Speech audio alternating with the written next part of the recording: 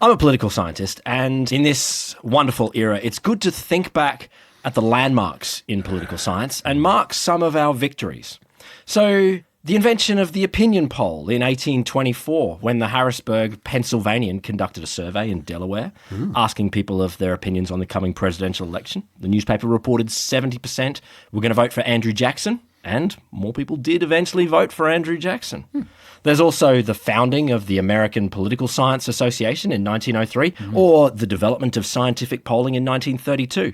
There's our high moment as a field when Elinor Ostrom won the Nobel Prize in 2009 for showing the tragedy of the commons wasn't a tragedy. Now, here is a new high watermark for political science. Because finally, political polling has asked the questions that people really do care about. Who would win in a fight with Donald Trump? Me.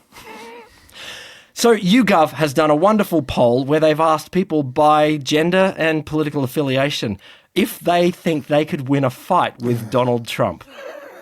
And the takeaway here is that, men are more likely to say yes, but Democratic men think they can win a fight 82% of the time against Donald Trump. Only 4% said they couldn't. Democratic women, 71% of them said they could beat Donald Trump in a fight. But then if you flip around to Republican men, they're like, oh no, we're way less chance. Only 45% of Republican men, compared with the 71% of Democratic women, think they could win a fight against Donald Trump. So, there you go. That's the new future of political polling.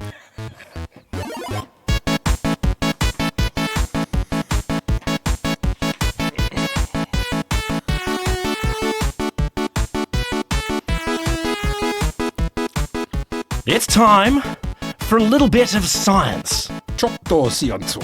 I'm Will Grant, an Associate Professor in Science Communication at the Australian National University. Do you know you nearly tripped over the word professor, then you were that was quite dangerous. Did I? I worried you hurt yourself. I'm Rod Lamberts. I am a 30-year SciComm veteran, or near as damn it, with a mind of about a 15-year-old boy. And today, as well as landmarks in political polling, we also have breaking news. We still have a lot more to learn about female biology. I'm going to dive into the case reports. I'm going to talk a little bit about dubious do-gooders. I've got one of my favourite stories of academic fraud. And in the spirit of Han Solo, never tell me the odds. I'll end up with a little bit of fun with animals as well, if you want. That's how I end every day. What am I meant to say to that? What am I meant to say to You that? can say whatever you want, man. It's free speech and something. Oh, no, we don't have that. So it won't shock anyone listening to hear that as a middle-aged, overeducated, hetero white male, I have a few deafening blind spots in my knowledge about your female biologies. Just a couple. Okay. There are some things. I know you don't. You Yeah, know it all. fair. You do. But it's not because I don't care. Like, I'm actually a nice guy and I do give a shit. Yes. But there's a lot to know. But why? Okay. There's a lot to know. It's the volume of knowledge that's got That's you. part of it. I've got more. I can fully defend myself on this. I came prepared. Some questions are trickier to ask than others, and you have to find someone to ask them the questions. What do you mean? Well, like when a lady poos, what happens to the front part? Does that change? What? You know, Why did I scan ask that question? I don't know. I didn't know that set was me going to up. be your answer. You set me up. Jesus Christ. Why? What is in your brain that wonders? What? You're wondering it now too. Oh, my God. You already know. Sometimes I wouldn't even think to ask some of the questions. I hear answers to things. I'm like, I never would have thought to answer that question. Also, and the more common one What was is, your example of that? And should I have asked this? I'm not going to tell you. Okay. And the big one, of course, is that science just hasn't bloody looked. Ah, okay. So it's not our fault. It's science's fault. Of course. I love when we can blame science. When it doesn't suit me, it's science's fault. So, I mean, for example, full network map of the nerves wired up and to the clitoris, all the nervous system. Yep. So that has only just been done, and I mean in 2026. I mean just been done. Can we just slow down and say, just to defend science here, full network map of anything is a bit of a challenging process. I don't imagine, yes, our Victorian forebears, scientist forebears, Yes. with with their mercury, fins fins and their vague microscopes, magnifying glasses and their whatnot. lethal Bunsen burners. Yes, they were sexist, and yes, they weren't interested in looking. I don't doubt that. But I think actually a full network map of nerves of anything, they might have looked at their own penis. I doubt they did it. No, that didn't happen. Well, that did happen to the penile glands, the bit from the top and down. We got that in 1998. See, there you go, 1998. So, which is and so what was the gap? 1998 it's only to 28 years. 2000 and what? It's only 28 years. Yeah, okay. Oh, I've been busy in between. Look, Grey's Anatomy, 38th edition in 1995. The clitoris was still Book, not called... show. Book, not show. Definitely book, not show. 1995 edition, the clitoris was, quote, a small version of the penis. Yeah. Turns out it's not. Don't you think when you write that, you're like, maybe I What shall shouldn't we describe say? it that way? What shall we say? It's like the lady organ, a small version of the man organ. Like, was that what they were thinking all the way along? It's like the course it was. lady lungs, small version of man Exactly. lungs. Lady heart. Oh, that's bigger because ladies have emotions and men don't. That's true. I mean, no shock at all. They would have kind of gone, a bit that a woman has that a guy doesn't. Some kind of small thing that a man has. I don't know what it is, but it's... Why didn't they call the penis the big version of the clitoris then? You tell me. Why? There you go. Go on. There you go. I'm just asking. I'm basically Tucker Carlson here. They just asking questions. No, they actually they didn't even know it existed until, I don't know, 41 years ago. So the one I saw, which I think is worth talking about, is female orgasms. Indeed. For starters, science confirms they exist. Thank you, science. I know. Thank you, science. There are other people that could have been asked. I mean, no doubt. Who? I'll name, I don't know, What? 3.5 billion. No, I was shocked. I was like, oh, they are real. God, how can that be? Okay. But also earlier this year, so two US gynecologists, a Professor Lauren Streicher, she probably pronounced it Streicher, I don't know, and Professor James Simon, they got on the social medias and they invited women to share how their bodies respond to orgasm, Okay. which is fun. Was survey, write down your things, take a photo? Take a photo of your orgasm. Or is this like... Just take a photo of which landscape reminds you of your orgasm the most. Do you know, actually... It was pretty much always a industrial. found poem or something here might be quite... Always evocative. industrial. Or industrial landscape. And mining sites. Is that really where you would go? Your orgasms are mining sites? Not me. No, mine are like freaking Artemis had nothing. Your female orgasms are like mining sites. They are. Like, what? I don't know, delve deep, worth a lot. What? Well, okay. I thought you'd enjoy this. There weren't a lot of participants, but they did get some participants, which is great. Mm-hmm. It's not necessarily surprising they didn't get a lot of respondents because, methodologically, you put out a survey on the social medias, fuck knows. But also, I mean, you're asking people about their orgasm experiences, and it's not necessarily the first thing people are going to tell strangers about. Some people, well, and similarly, it might be like dancing about architecture.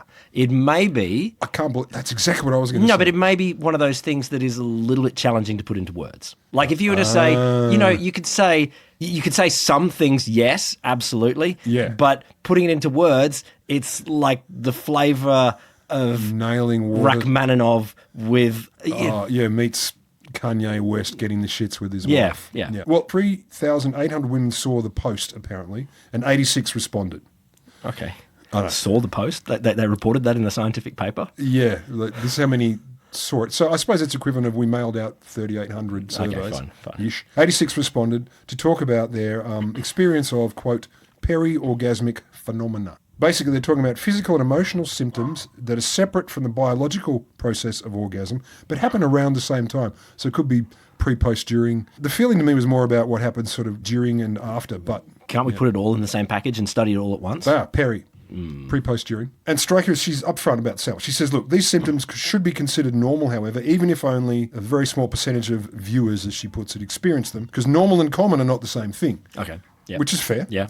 She also says this survey does not reveal the true prevalence of these symptoms. It's interesting she calls them symptoms. Many people who view the post with symptoms may have chosen not to respond. Sure. It's very doctor talk to call them symptoms, but I'll tell you about some, obviously. So those caveats are in place. Let's get down to business. Okay. So there was a 6-question anonymous survey. 17% consistently experienced peri-orgasmic phenomena every time they had your orgasms.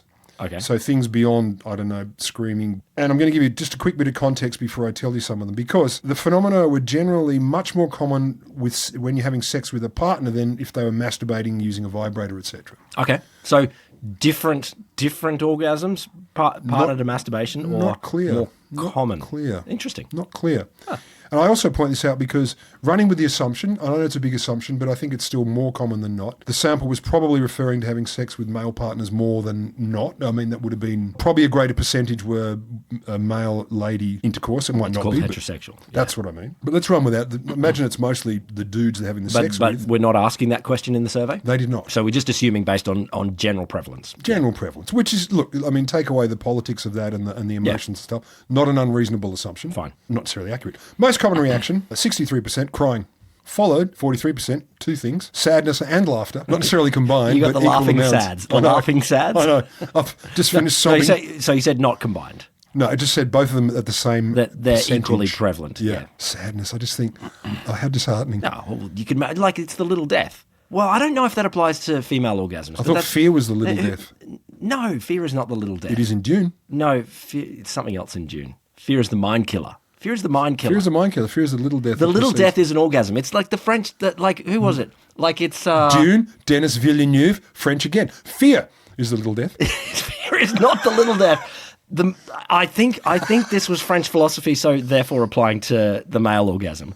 Well, duh. Who was it? Verrier. Jennifer's. Sartre. I think it was Sartre. Sartre. Well, the next most common, 33% headaches. And I always thought they were supposed to be the precursor, the classic from the 50s movies. Not tonight, Stan, I have a headache. Among other physical reactions, muscle weakness, facial tingling, foot or ear pain. And these vary Maybe that's what between... you're going for. Yeah, A little bit of ear pain. my ear doesn't hurt enough. Finally. I've got the solution. Finally, that's what I'm going. We'll call it an eargasm. 10 to 20-ish% of people had these muscle weaknesses, facial tingling, etc. Rarest symptoms, sneezing. I would love that. Like, fuck, you just sneezed all over. Yawning, which is always encouraging. Hallucinations. Wow. Wow. I would be impressed. Yeah, both. I'd kind of go, yeah, you did. And also, why is she screaming about flying frogs and then slapping everything inside? You know, you've got, someone's got to take that as a win. I mean, depending on what the hallucination is. Exactly. But someone has to The devil's come to murder me. And nosebleeds, Oh, Jesus Christ. which I feel would kill a moment. Wow. Listener, of course, if you experience any of these, this is awesome. And as Rod said before, It doesn't mean, just because Normal. doesn't mean common. but still can be normal. And yeah, not normal doesn't mean... Good on you. Yeah. That's awesome. So that was between 2 and 6% of the people. And when I was talking to a couple of my lady chums this very morning about this, and I mentioned these symptoms, I said, went through this list, and they kind of nod, and there's only one they went, huh? Was it the hallucinations? No. Oh. That's what I thought too. I got to hallucination. They're like, 'Cause- oh yeah. I thought, oh yeah? What the... Really? Sorry, as a gentleman, And you are? I have not hallucinated in the moment. Like, I'm missing out. That seems... Well, this is about lady orgasm. I know, I'm just saying. The one that shocked the most was nosebleeds, which is surprising. Of course, a lot of the respondents reported feeling embarrassed or ashamed by their responses. So, and that's of this tiny little amount of people who saw the post. So it wouldn't be surprising if a whole bunch of others saw it and went, I don't want to. Yeah, of course. I was thinking aside when I was reading this, is like, the male version of this would be, you put the survey out, you'd put like 80,000 men would see it, 9 million would try and respond. They'd have to shut down the server because everyone wanted to go like, I totally had an orgasm with someone. And when they're asked, what were your symptoms? This would be like, brain damage. I don't remember anything after that. I always remember there's a great Onion headline, elusive male orgasm finally captured on film. Exactly. And this would be the same. Like, do you want to talk about when you had an orgasm? Fuck yeah, I do. What did you experience? No. Awesome. Okay, let's go brass tacks here. Yeah. What words do you use to describe this? Like, I haven't had the nosebleeds or the hallucinations. I go with the I'm going to traditional. try. I go with the traditional friends, which is like sneeze only better. I think it came from, what is it, where did I come from, or one of those things that I missed out on. I learned about where babies come from a woman who, I won't name because she might listen, I doubt it. An adult? No, a woman, sorry, she was a girl at the time, like I was in primary school. And she told me, and I remember just going, adults have to do the worst shit. Like, being an adult would suck. All the terrible things they have to do.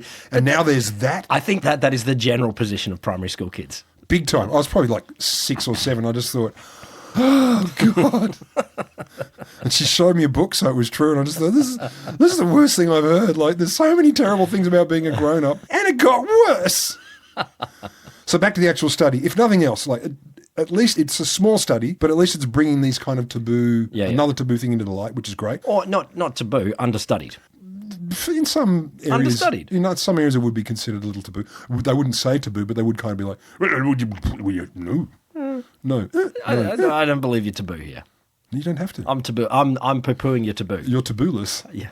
So she says, hopefully this research might help gynecologists better understand what happens to the body when people orgasm so they can improve how to treat those with orgasmic dysfunction. Mm-hmm. But I also wonder about this, like this whole assertion of it being symptoms I kind of find a little bit odd too. Like, are you sure these are symptoms? These might be perfectly normal, as she kind of alludes to. Maybe it's just a medical journal. That's the words they have to use. It probably is. You know, what are the physiological things that happen in the body that we don't expect or we don't Yeah. seek, therefore they're symptomatic of something, as opposed to Yeah. just also a thing. Like heart attack, you could say symptoms include, you know, you got the pain down your left-hand side, whatever it is. Yeah. You know, so these are the things that are associated. Yeah, I don't know. But anyway, look, let's see what the next 30 years bring. There might be one more study. And I really do want to know about the hallucinations. So do I, because holy shit. Hats off. Hats off.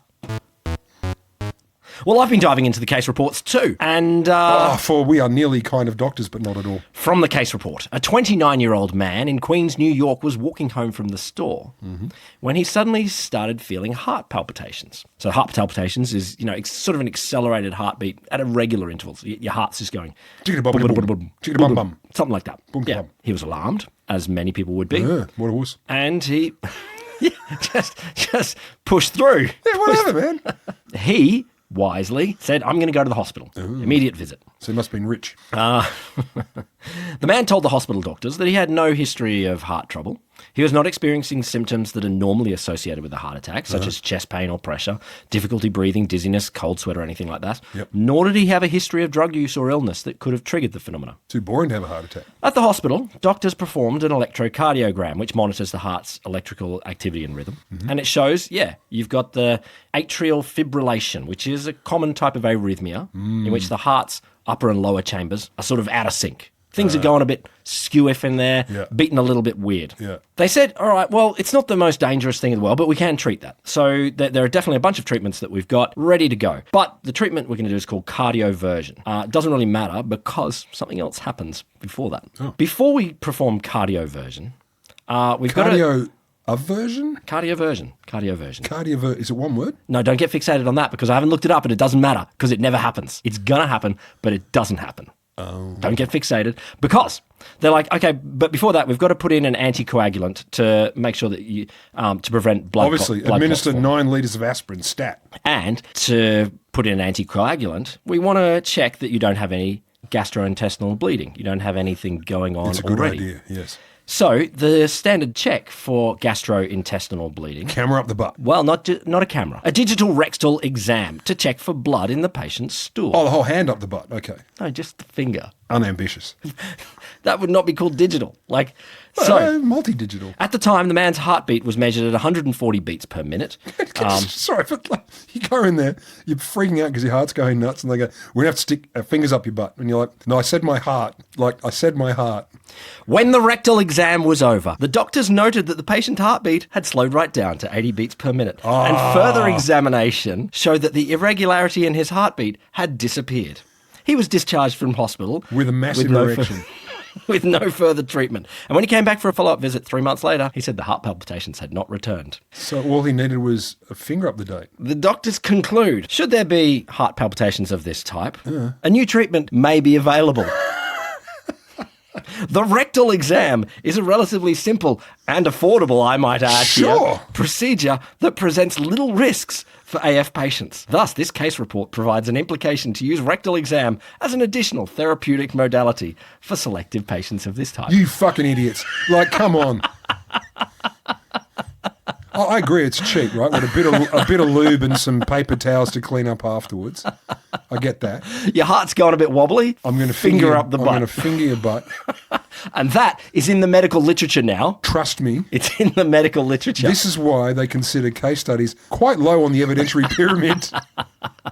Yes, case reports are science, but not all the way to... We're going to need a few more than one.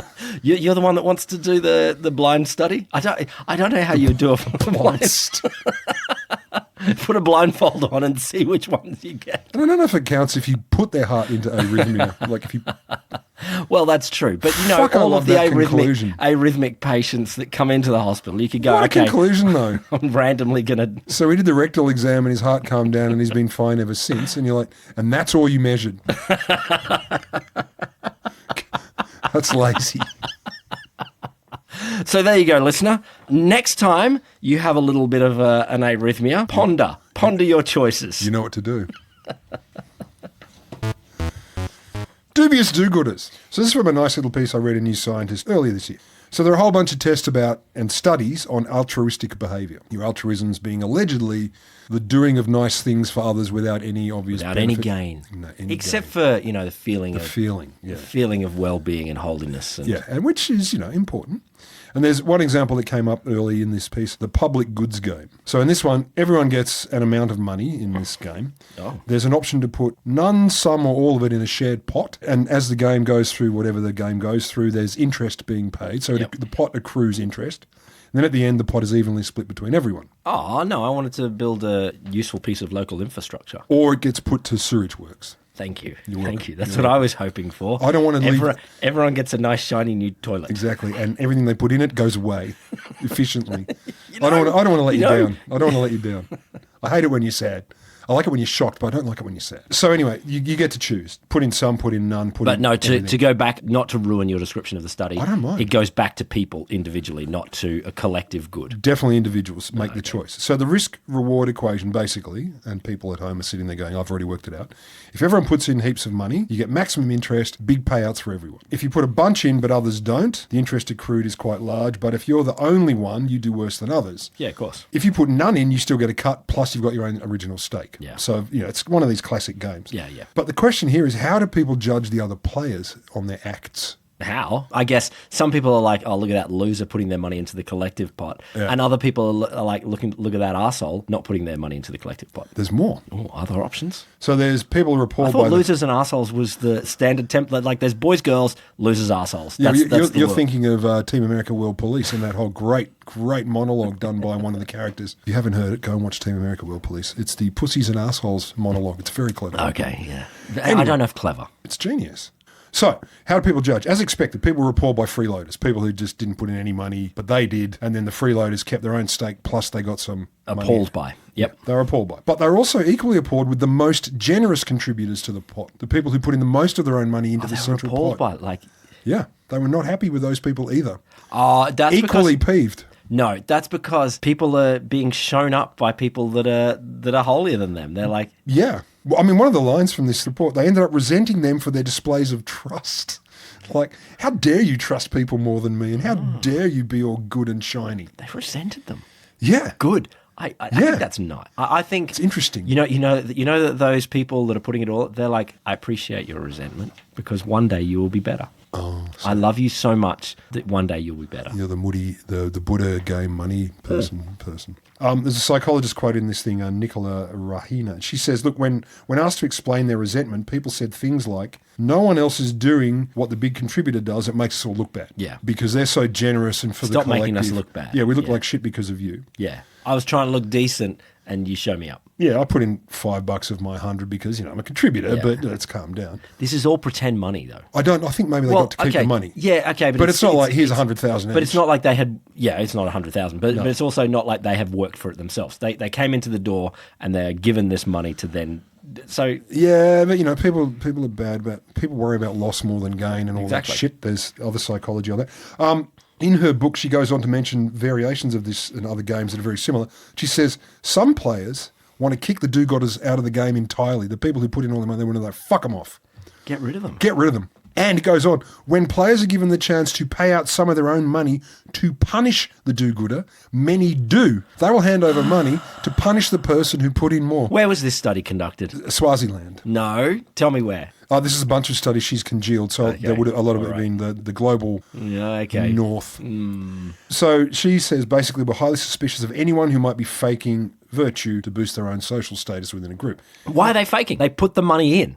Like, it's not like they're saying, I agree. I'm going to put the money in, and they pretend to put the money in. They get, yoink! Like, that's faking. Actually putting the money in is not faking. Yeah. But she's like, no, that not she. She's reporting on these people like, no, they put it in for their own gain, therefore, back to altruism. So then this little report goes on to talk about a recent study by a Spanish guy, Sebastian Hafenbredel, your classic Spanish name. So the scenario participants were given was this. There's a guy who volunteers to work either at a homeless shelter, do a shift at a coffee shop. Sure. In both cases, his real motivation... He's volunteering at both. He's volunteering at both. But his real motivation is he's got the hots for the woman who runs the shelter/coffee shop. Okay, radio. People were much harsher on him volunteering at the shelter than the shift at the coffee shop. They're like, wait, volunteering to go to the shelter to help out when you want to bang. But that's where the hot lady is. Like she's in both. The idea is she could be in both. Yeah. But they're like to go and volunteer at a coffee shop. I'm sorry, I'm gonna be a bit racist here and stereotype here, but such a Spanish study, like. By a German guy. Basically, the gist is because he's volunteering at a homeless shelter, he's in line for greater kudos, socially speaking. Okay. But in reality, he's just trying to bang the girl. Okay, okay. I get it. The girl. So there's two different. One in the coffee shop, he's just trying to be near her so he can talk to her. In the homeless shelter, he's trying to be near her, but also get the virtue points. Yeah. Well, that's the suspicion. They're just like, no, it's dishonestly gained virtue because he's actually there because he wants to bang the hot girl. But what happened then was, in a follow-up, he admits to the girl that he actually is interested in her, even when he goes to the homeless shelter. And apparently then the judgments are far less harsh because he's been honest about it, so he doesn't get this free altruism. Well, I'm glad that points. we actually like honesty. Well, that's something, isn't it? But I think it's funny, like you said earlier, like regardless, the work still gets done. Whether he's motivated because he wants to play with the woman in charge of the homeless shelter, whatever, he's still there volunteering and doing the job, right? He's doing it anyway. But that's not enough. And there's this whole thing called the Tainted Altruism effect. There's a whole bunch of research on it. Yeah, which I didn't get into because there's a shitload of it, but I love the tainted altruism. So there were more studies unpacking it, but like people who donated blood or gave to charity for their own sense of self-satisfaction. So donated blood, gave to charity to feel better about themselves. They were seen as more moral than those who were attempting to do it to enhance their reputation. Yeah, sure. But less moral than those who actually declared up front, I have no ulterior motive. I'm just giving. So they were seen as super immoral because they weren't believed, basically. Yeah. So, of course, many people are motivated. They want to feel good about themselves, but on its own seen as bad. It's almost like we're in a society, and it is. And people that pretend they're only doing it for good. It gets people I'm shitty. suspicious. Yeah, it gets people shitty. They're like, no, it's sus. So Huffenbreed, all the Spanish maybe is. So what taints pro-social actors, he says, it's not the mere presence of self-interest. That's not the worst thing. But the perception that they're trying to reap rewards they didn't actually earn. Sure. Apparently that's deceptive. So undeserved social credits and all that sort of stuff. So if a guy gets a date with a homeless shelter lady, I don't care. He still helped out at the homeless shelter. But my takeaway is, what you need to do if you really want to get people to volunteer anywhere is maximise how many flirty hot people are there. Sure. That's it. That's the real takeaway. Wow, look. You want to get volunteers, fill up the area, flood the zone with hot people. That seems really easy. That's science. That seems really... Science has solved the problem for volunteerism. I love stories of academic fraud, not because they happen. Why are they so close to your heart? Not because they happen, because when they get caught. But here, coming from The Guardian, I wanted to tell you the story of... Wait. Before you go on, look up, don't look at the paper. Spell Guardian. No, Gruniad. Guaniad. Have you ever typed it in and not had to have the spell checker go, no, that you got the U and the A wrong? No, I always know how to spell Guardian. Every time I type it in, no matter what, I always get it wrong. But this guy, I've got two questions for you. I want you to tell me, is this a crime? And do you take your hat off to him? Wait, crime or fraud? Well, fraud. Is academic fraud a crime? Yes. Okay, now that I have the parameters, I'm ready. At a ceremony at the French National Assembly attended by Nobel Prize winners, former government ministers, MPs, decorated scientists and academics, crime. All attention was on a previously unknown literature professor. Florent Monteclair, he was then 46, a balding, bespectacled figure in an ill-fitting suit and a rosé-coloured shirt. Yeah, of course, he's a French literature professor. I know. I mean, that's like saying man had face. Well, where's the turtleneck? But anyway, was receiving the 2016 Gold Medal of Philology, the study of language in historical context. I thought it was stamps. From the International Society of the same name, Philology Society. Montclair was the first French recipient of the medal, previously awarded to the Italian author and academic Umberto Eco, those attending. It was a glittering event and an impressive achievement. But, unfortunately, some Romanian detectives claim the award itself was entirely fake and part of a complex international hoax worthy of film script. The award was a hoax? So, the ceremony did take place. Also, sorry, the Romanian detectives? Yeah, we'll come to that. There was no International Society of Philology. The American university to which it supposedly affiliated existed only online, and its address was given as a business services company in Delaware. It's always Delaware. The award looks like a Nobel Prize gold medal sort of thing. Yeah. Might have been invented by Monteclair himself. And the academic bought the medal from a jeweller in Paris for €250 to present to himself. Now, Monteclair is under investigation for suspected forgery, use of forged documents. So, French prosecutors are saying this is all a gigantic hoax. So, Montclair was an unremarkable teaching instructor who liked to write fantasy books, many about vampires in his spare time. Oh, God, there's no other people like that. Yeah. So, over the years, the award has been given to, as I said, Umberto Eco, given to Noam Chomsky, given to a few other people. But when it was to be given to the Romanian academic Eugen Simion, then 85, Romanian journalists from the publication Sena 9 were intrigued by the honour and thought, well, who else has won this honour? And discovered that the University of Philology and the Philology and Education and the International Society of Philology existed solely through websites created and hosted in France. It turns out that this all seems to have been made by Montclair to award to himself. Now, what it seems like he has done is he's designed the award, made up the universities, and then given it to Umberto Eco and to Noam Chomsky. Well, good. Noam Chomsky happily accepted the award, I think, and said, "Oh, this is great," and gave it to himself. Okay. At the time, he was going for promotion. And he used the winning of the International Philology Award to help boost his case for promotion. So here is my question. Oh, yeah. Here is my question. You know my answer already, but carry on. Should you make up an award and give it to yourself? Is that a crime? That's not yes or no. It's not yes or no. Because all awards have to start somewhere. So It is a strange thing. He has to commit to continue. I just want to Nobel Prizes. I don't think Alfred Nobel gave himself a Nobel Prize. No, but he was already a dynamite billionaire. He didn't have to worry.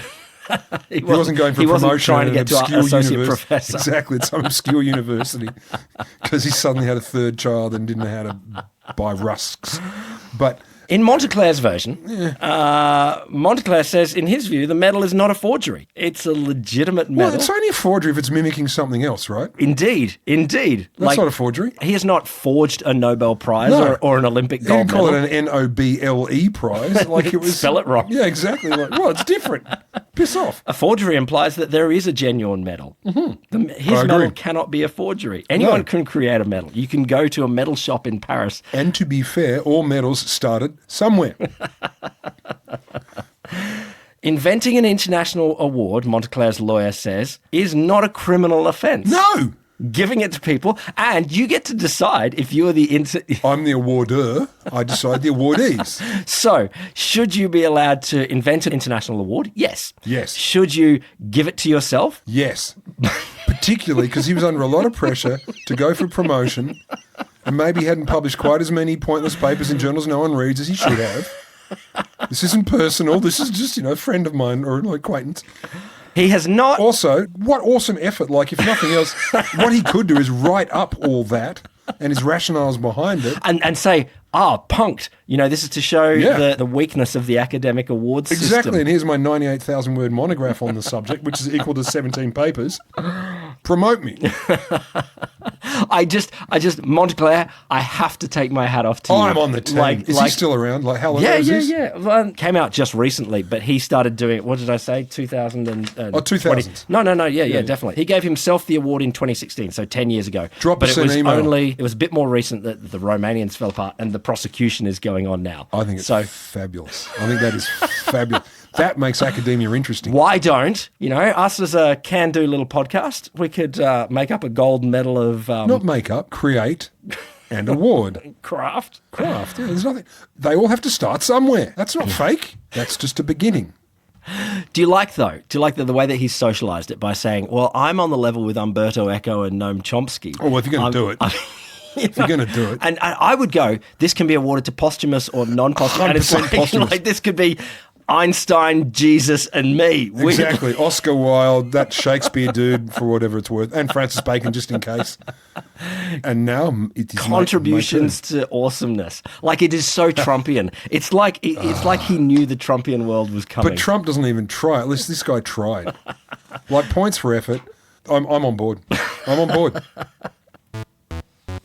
I learned something that, well, I hadn't known it, and I'd never thought this. Most birds, in fact, nearly all birds, have temporary homes. They make of the nest, they leave of the nest. Like, that's it. It's like a holiday camp, and then they might find another place next year. Don't most animals have den breeding? Yeah, I think just generally they are not a... Well, no, okay, ants, they definitely have a long-term home. That's true. They keep going there. What about sloths? I don't know. Game animals. Again, don't know. Birds. Maybe. Birds. Yeah, but, it kind of makes sense. You see a bird nest, and then it's often empty. They use it for a season, and off And they it's go. over. It's Yeah, like that's true. It's very But squandery. vultures, and in particular, the bearded vulture from parts of Europe, including the Pyrenees, can make nests, because they're in such good spots, that can be inhabited by multiple generations. Well, it's very European.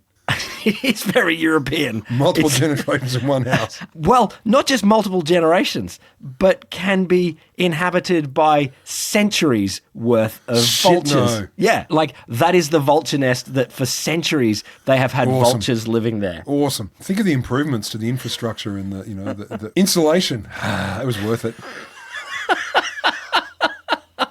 This dementia, it's just getting better. Now, sadly, the European bearded vulture is not as vibrant and common of a species as it once was. It still exists, but it is much more threatened. Yeah. And so this means that there are some vulture nests that our friends, our creative archaeologist friends can go, do you know we could check this shit out? Yeah. Because I can imagine there's the creative archaeologists that go, I want to go into that vulture nest and like, fuck that. Like going into a living vulture nest would be... I'm guessing some of the occupants might be peeved. But a bunch of vulture nests have been explored by a bunch of archaeologists, and they've just published this work in the journal Ecology, that were abandoned something like 70 to 130 years ago. So they are still there, And, yeah, up they're in the there. mountains, in They're crags there. and nooks and whatnot. And like crannies. Yeah, nooks and crannies. They're in a cranny. You couldn't have a nook without a cranny, and you couldn't have a cranny without a nook. No, I've heard of breakfast nook, but have you ever heard of a breakfast cranny? Of course, I always have my breakfast in a cranny. But it's true, I've never heard cranny used on its own. Definitely nook, but not cranny. I feel like I'd go and find all the nooks in the world and put a cranny in it. What? I don't know what to do with that.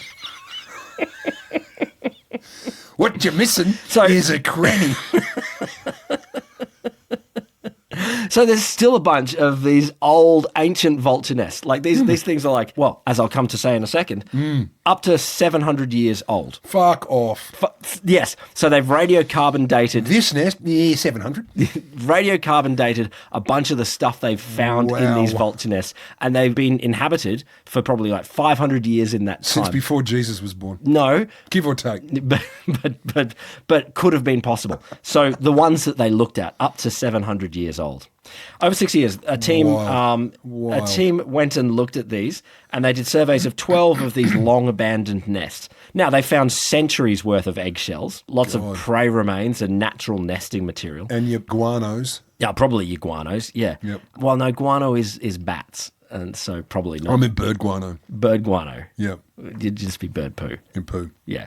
But 226 different objects that were either made or altered by humans. And It's like a car.